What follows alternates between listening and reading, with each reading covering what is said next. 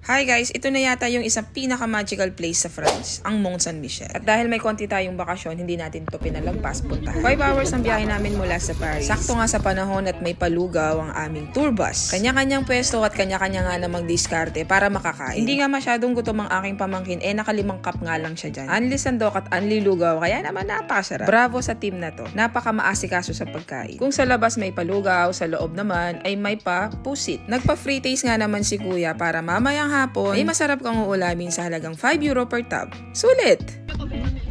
Order na lang Oh yes! Halata namang happy tayo sa pusit.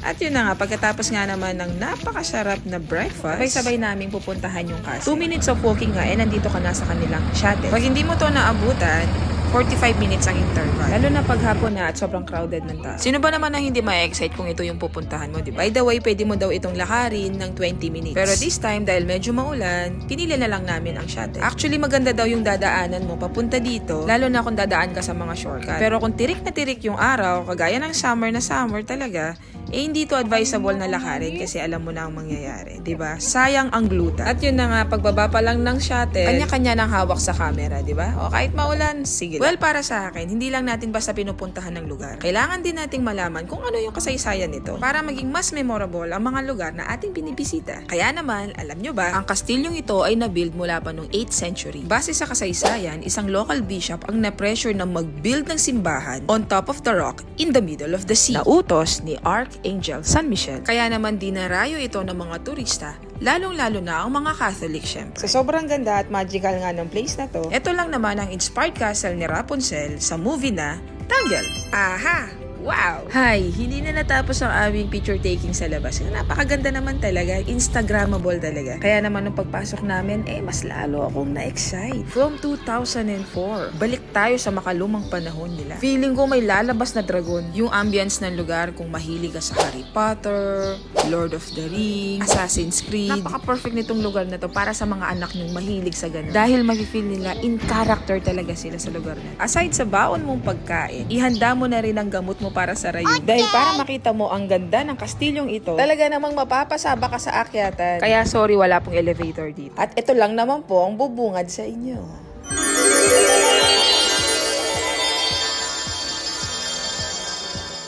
Kung hindi po kayo na-inform na akyatan to, dyan na lang po kayo sa baba. Parang sila. Well, sayang naman po ang ganda, di ba? Ang ganda ng lugar kung hindi natin mapapasyalan lahat ang loob at labas nito. Asya? Well, bumiyahe po kami ng 5 oras para palakpakan lang po yung mga yan.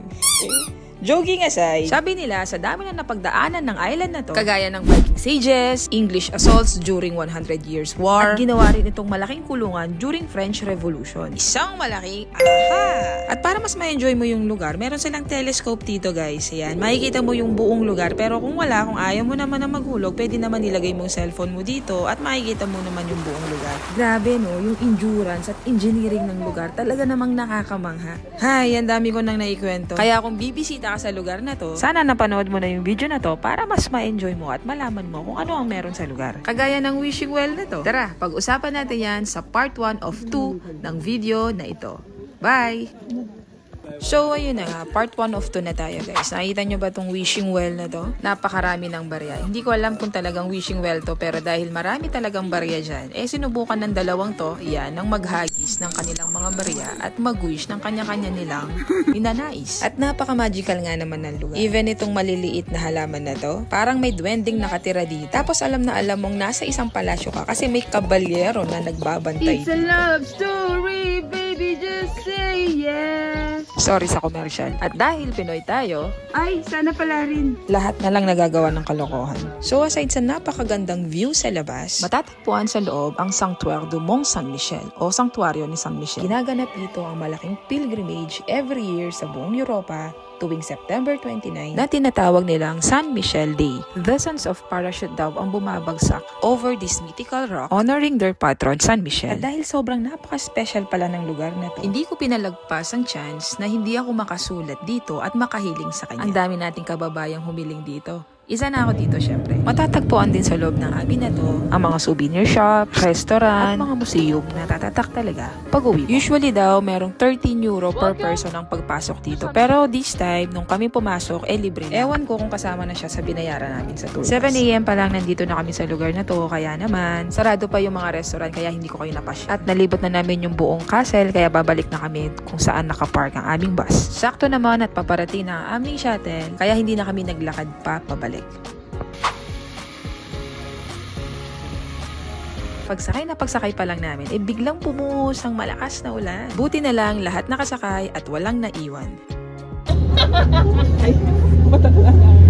At pagkatapos nga na mahabang lakaran at mahabang pasyalan, biglang may naamoy kaming pamilyar sa mga Pilipino. Pusit! Pusit. Lumiit yung pusit natin. Dami sa akong kaya. Lumiit. Nagluluto si Kuya habang nasa tour bus.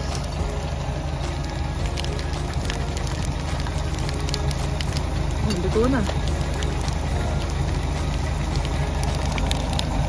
Diskarte talaga Well, sa halagang 5 euro, meron ka ng masarap na pang-lunch na Pilipinong-Pilipino ang amoy at lasa. At dumating na nga yung iba naming kasamahan dahil naamoy nga nila to. Kaya naman napatakbo na si Kuya at handa na ang kanilang lunch. Kasama niya ang kanyang asawa na naggagayat o nagugupit ng mga pusit para mas mabilis mailuto. At pagkatapos ito, pupunta na kami sa next destination, which is ang San Malo. Chura!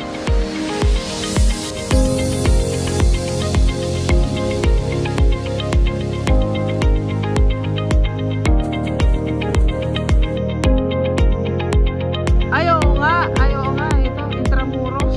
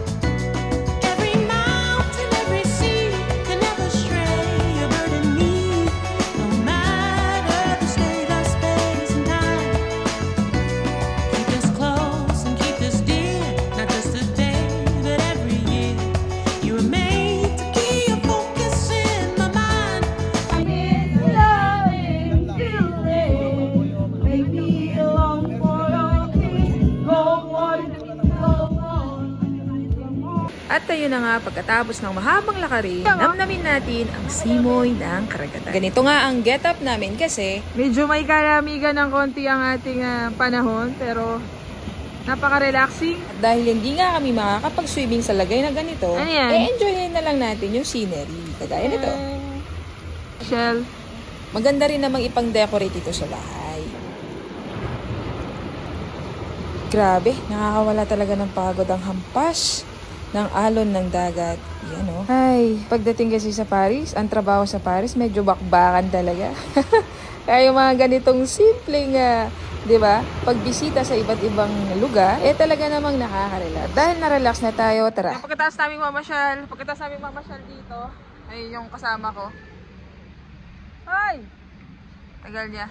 Pupunta na lang ako sa mga kasama nating mga Pilipino dito na ayun, kumakain na sila yung kasama namin sa tour bus. Yan, siyempre, ito ang aming group. Siyempre, Pilipino.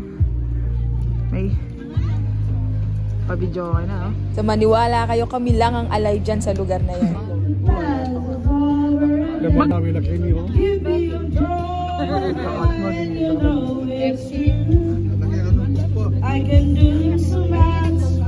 Kanin pa, te? Te, kanin pa?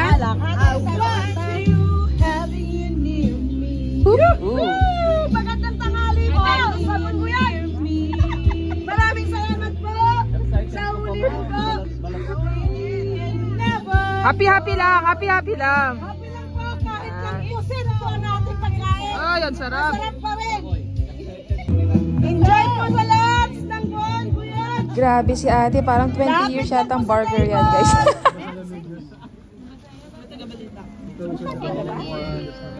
Sama ko yan sa vlog ko. At pagkatapos nga ng masarap na lunch, papasyal tayo sa loob ng village na to, o La Ville Intramuros, kung tawagin nila dito. Intramuros kasi within the world. Ang San Malo, guys, is the most visited place in Britain. At dahil malapit sila sa karagatan, syempre, namang dagat ang kanilang pinagmamalaki mga produkto. At dahil holiday sa France, nung kami ay nagbisita sa lugar na to, sarado ang kanilang mga establishments. Kaya naman, nag-window shopping kami sa labas ng window. Tignan natin kung nandito yung pangalan natin. Meron ka pangalan? Nakita mo? Wala yung akin. Ay, Alice, wala ikaw. Alice, wala. Alicia. Alice. Ayun, tsaka si Alicia. Wow, sana all meron. At dahil Labor Day ngayon dito sa France, famous na bulaklak o halaman silang pinamimigay sa mga tao, sa kakilala o sa pamilya. Ang tawag dito, Lily of the Valley. Pinaniniwalaan na ito ay lucky charm sa pagbibigyan mo. Sama ang pamilya o kaibigan, ipitas nila ito sa kanilang mga kagubatan. Papanatili nila ang kanilang tradisyon at bonding moments na rin ito sa kanilang mga loved ones. Bata o matanda, pwede kang magbenta nito. Kung gusto mo ng dagdag kita kahit papano sa araw na yon. At kagaya ng mga pagkain sa ibang bahagi ng Europa, ang San Malo ay kilala rin sa mga pagkain katulad ng pancakes, salted bread, salted buttered caramel, at ang famous far frito, isang uri ng cake o dessert, parang egg pie sa atin na may prunes. At syempre, ang walang kamatayang ice cream kahit na napakalamig na panahon. Chocolate, vanilla, strawberry, Grabe, ang tamis nito. pistachio, at lemon flavor. Sabi nila, pag summer, itong maliit na village na to, napupuno ng napakaraming turista. As in, para kang pumipila pero naglalakad ka lang. At para hindi naman masayang at may memories kayo sa lugar, nandyan at nagkalat ang kanilang mga souvenir shops. May coins, may pictures, keychains, mugs, t-shirts, at marami pang iba. Na kapag dinikit nyo sa inyong refrigerator, aalala mo ang binisita mong lugar. Kaya kung mamamasyal ka, kailangan may mga bitbit kang memorya pagbalik mo. Kagaya ng mga eksenang ganito. Dahil hindi siya papayag na ang medyas ay worth 30 or 50 euro, naghanap pa kami ng medyas sa ibang shop. Nabasa kasi yung medyas niya habang naglalakad sa pampa. At dahil medyo na-stress kami dahil sarado ang mga stores, napasaya naman ako ng maliit na ibon na masayang nakikishare ng pagkain sa lamesa ng babae. Ito yung nasa ano kanina eh. Naapakan namin kanina, tapos binibenta pala dito.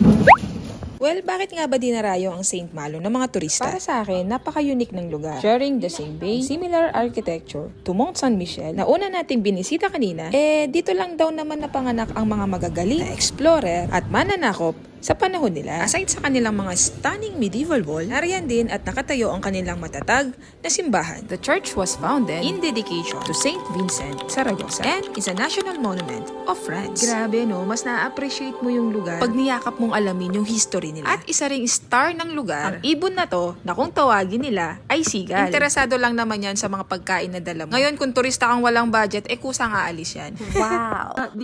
Kenya magpapakit ni Mama Mary. At pagkatapos ng church visit, bisitahin din natin ang Maison du Québec o House of Quebec. Tama ba? French critic labas nga. Curious ako sa statue na nandiyan. Siya lang naman ang nagbuklod daw friendship ng Quebec at San Malo. His name is Jacques Cartier. Pero dito talaga ako napahanga ng sagot. Ano makikita dyan? Wow! O diba? Hanap ang sagot. Dagat nga naman.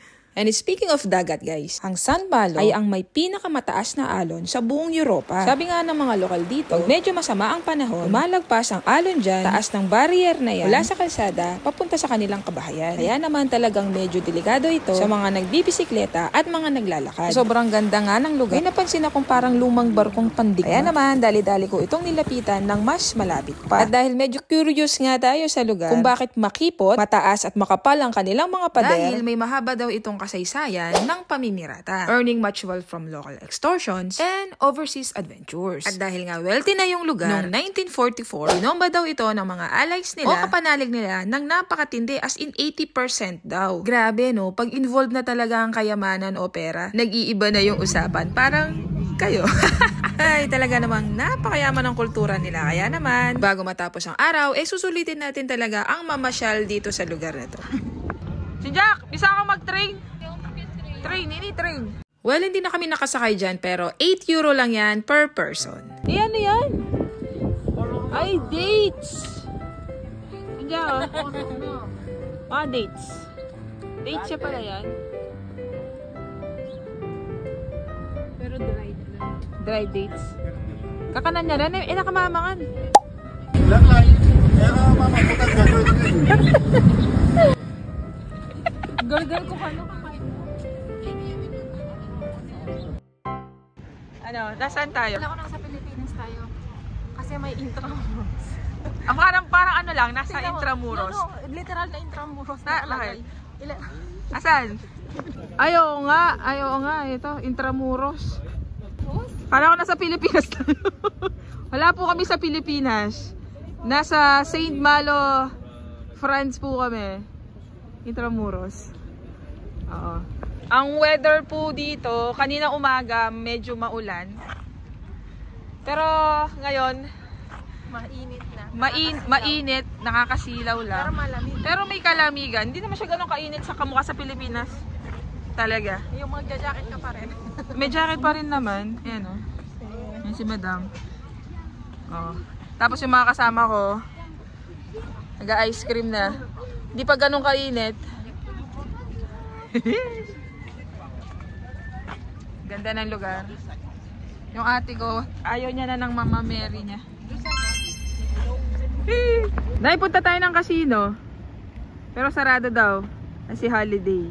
At talagang may mapilit na bata. Kahit naman nakabukas yun, hindi ka naman papasok. No, Nay, papasok ka ba sa casino? Mukhang hindi nakakuha ng spaghetti si Captain Hook at saka adobo dun sa mga kasama natin ah.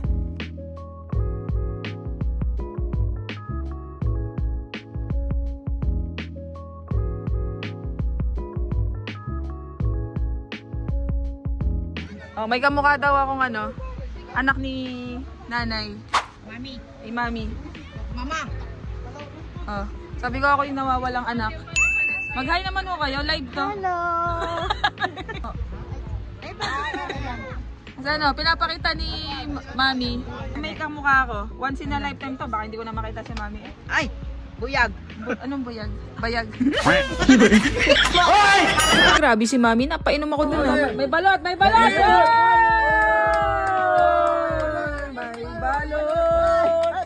May balot! 5 euro!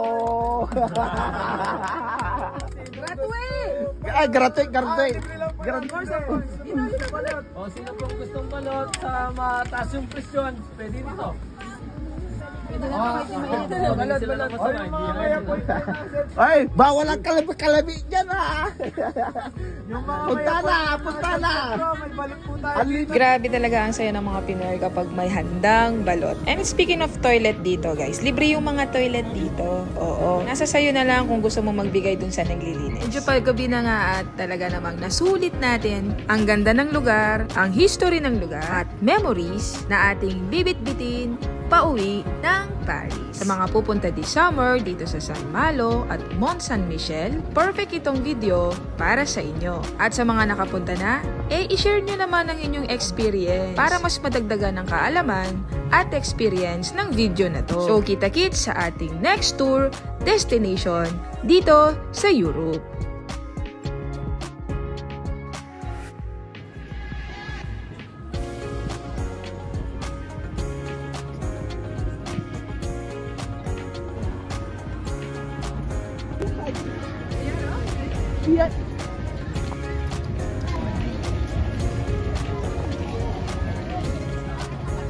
Yeah, anong flavor yan? Mango. Oh.